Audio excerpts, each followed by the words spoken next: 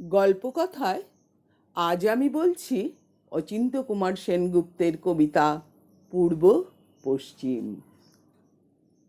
তোমার শীতলক্ষা আর আমার ময়ূরাক্ষী, তোমার ভৈরব আমার রূপনারায়ণ, তোমার কর্ণফুলী আমার শিলাবতী, তোমার পায়রা আমার পিয়ালি।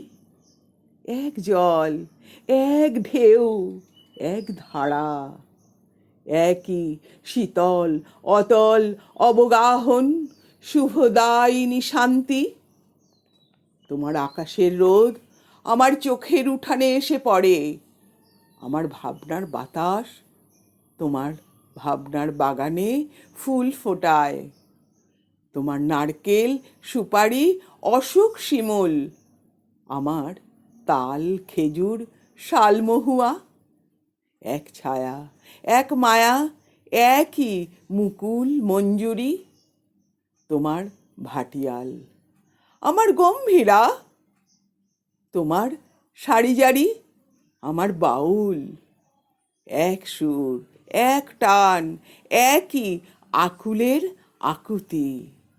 মোরা এক বৃন্তে দুটি ফুল, একই মাঠে দুটি ফসল।